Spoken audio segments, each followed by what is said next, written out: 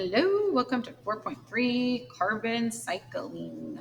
There's a lot of words on the slides for carbon cycling. Again, some of them might be familiar, some of them not.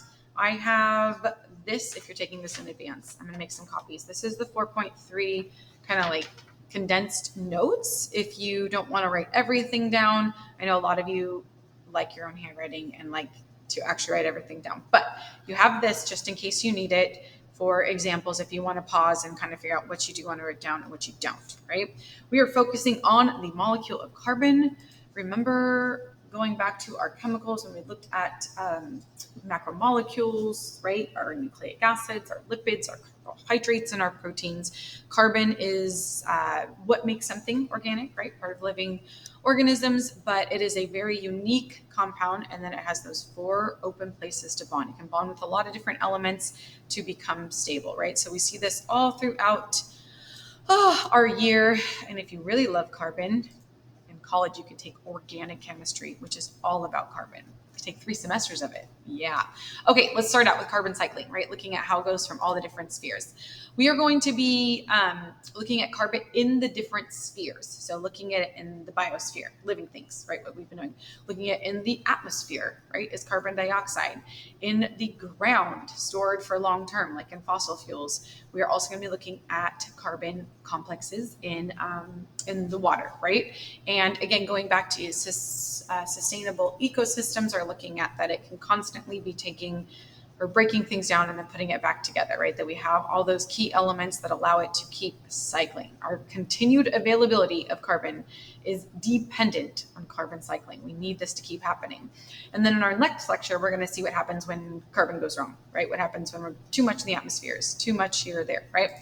All right, so the carbon cycle, how we actually define it is the process by exchange of carbon through these 4 spheres, right? So we've got biosphere, like I just said, looking at carbon within living things. Hydro meaning water, either present as a dissolved carbon dioxide, or as a carbonate ion by like rock erosion. We're going to be looking at the atmosphere, again, as carbon dioxide or as methane, another greenhouse gas, and the lithosphere. This might be the one that might be new to you.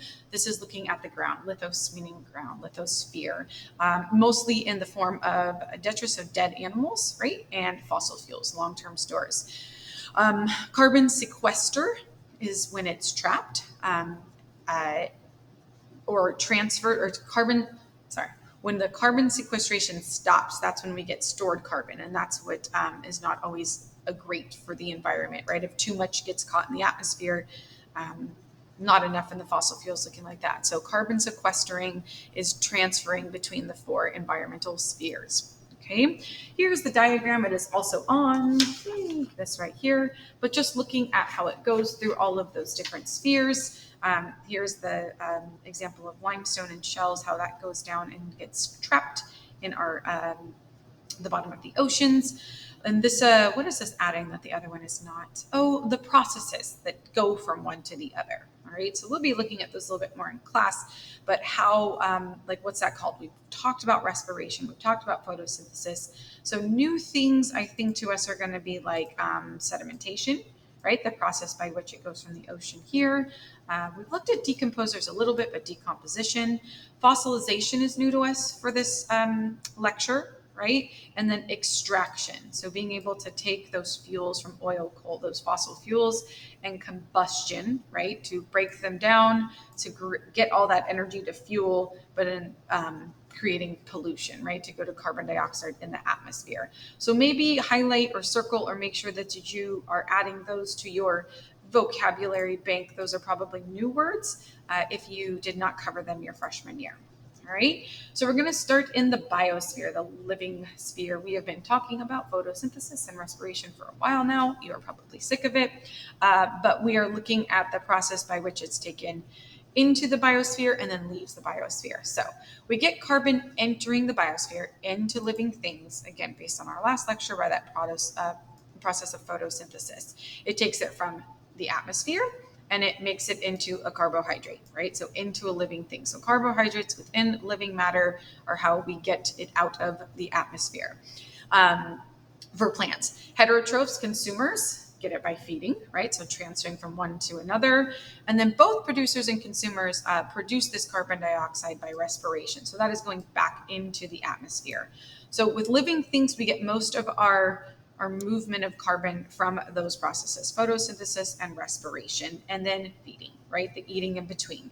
The carbon dioxide diffuses from the atmosphere water into autotrophs, is then converted into organic compounds, right? So this is when we get the dissolved carbon dioxide. So this is another way that happens. But again, this is all mostly review with what we've been talking about, not only past lectures, but then last lecture, but now we're just putting into the context of the biosphere, right? So, sorry, let me go like this, and there we go, sorry. Okay, all right, so here's another diagram showing, again, this one is also in your notes if you don't want to draw it, but we are looking at how our sugars and organic molecules, just another representation about how it goes one for the other. Nothing new here, nothing new here, right? So, why is the screen still? That's not good. There we go. And haha, I fixed it. You think that by now I would have figured this out. Nope. Okay. All right. So now those biosphere. Now let's go to the hydrosphere, looking at aquatic conversions, right? So how do I get the carbon going from atmosphere, living things, all this says. This is probably new stuff. So if you have it on your handout, but make sure maybe you write this down so we get that going through multiple parts of our brain. Looking at how carbon goes through dissolved, right? So particularly the ocean, because I get a lot of erosion in there. Okay, so in water, we've got a couple ways that it exists, right? We've got my carbon dioxide, or what we call carbonate ion, right? So carbonate ions got that negative charge. So those are the two ways that I see my carbon in the water. Okay, the dissolved carbon dioxide forms carbonic acid in water. When did we do this? Oh, when we did our bromethyl blue, and we exhaled carbon dioxide into the water, and it became slightly acidic. Remember, it went from blue to yellow, showing that we have a slightly acidic water now because that carbon dioxide becomes a fixed, right? So we have already looked at this before, but we did not call it the carbonic acid in water, right? Here is the process in which that happens. Pretty simple, carbon dioxide in water, but then knowing that that's H2CO3, right? That's a carbonate ion, that those two combine to make that ion. Okay, the carbonic acid dissociates into hydrogen and carbonate ions, and that's when this becomes these, right? So I get my carbonic acid here, dissociated or come apart to create my carbonate ion plus that free hydrogen molecule. Okay, so what that looks like, right? Carbon in my in the water. So I have it in the atmosphere. It dissolves into the water multiple ways. You've got the waves crashing, things taking it in, right? Living things, goes into the ocean.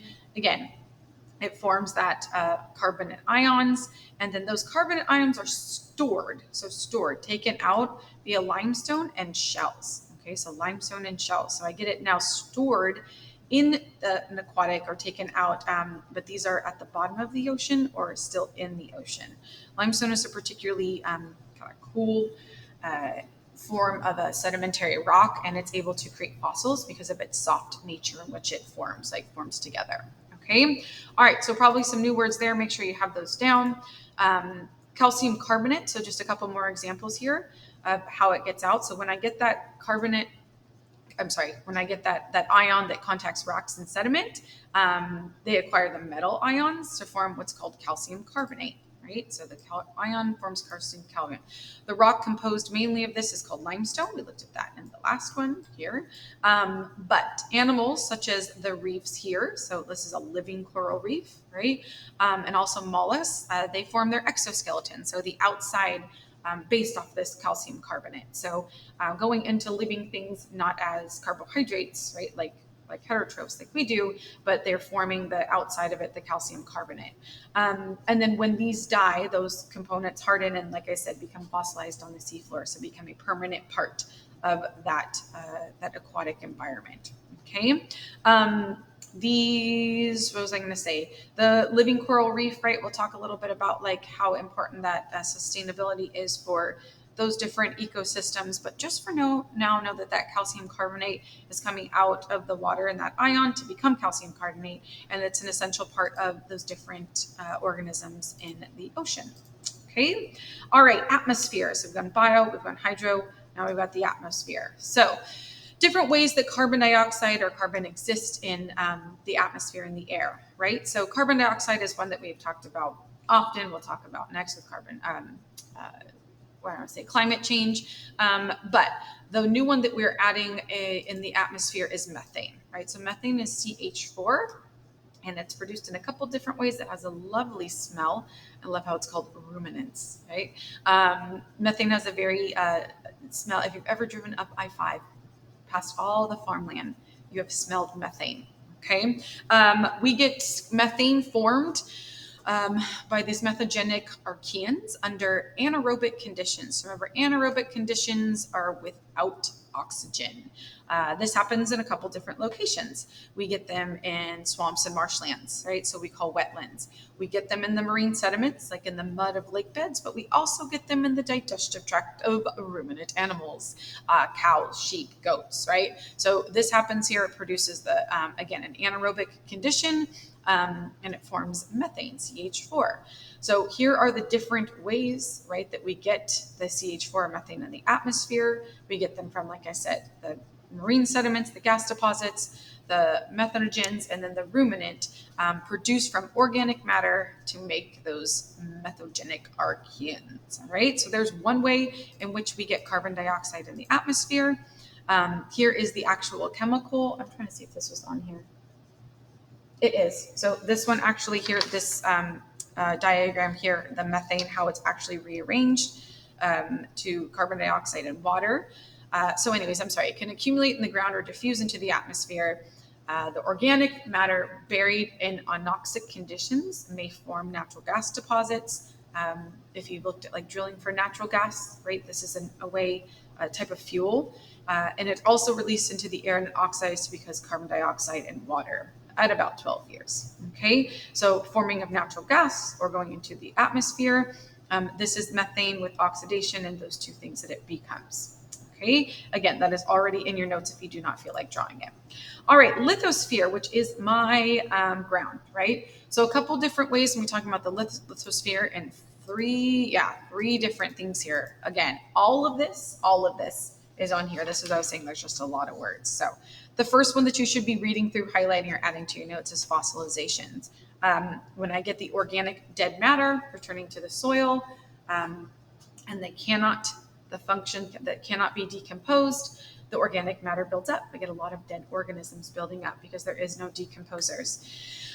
What happens in that process, right, is that we get organic acids, acidic soil conditions, and then it remains in the soil and eventually becomes a fossil fuel, right? So if these are not able to be broken down, right, incomplete decomposition, soil bacteria, fossils become fuels. This is how we get our fossil fuels, right? So fossil fuels are mainly the way that we get energy, gas, right, petroleum, oil, things like that. This is how, by combustion, is the main ways that we get our energy to fuel everything, right? Anything, planes, automobiles, right?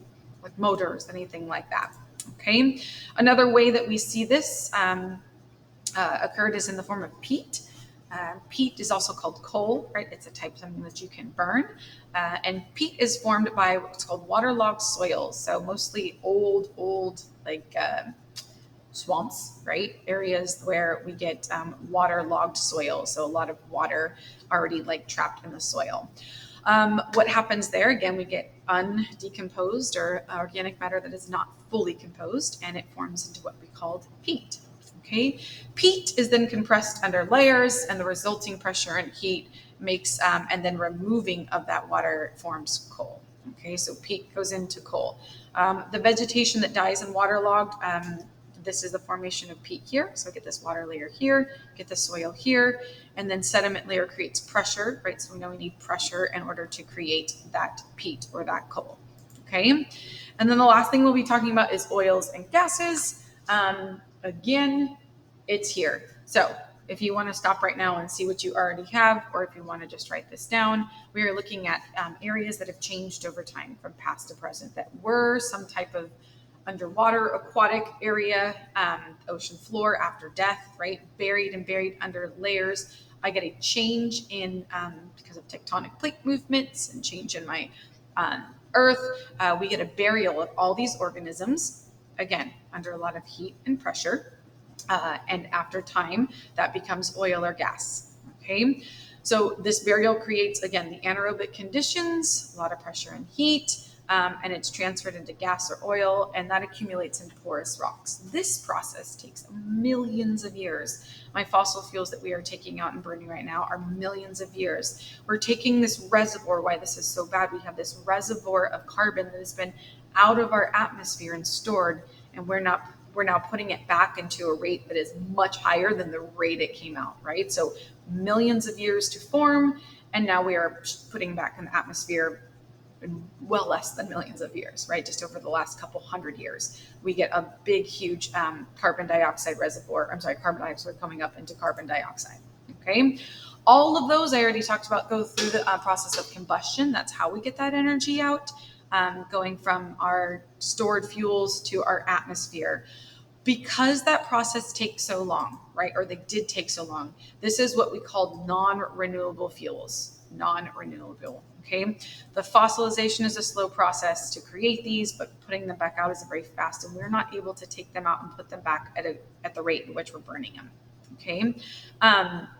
This is one way that we see combustion. Another way we see combustion is by the process of hydrocarbons as part of their biomass. So when we're burning biomass, we can form what's called a renewable source, which is biofuel. So biofuel is renewable, it's an alternative source. And so those living organisms that are produced hydrocarbons as a part of their total biomass are able to purify and create that alternate fuel.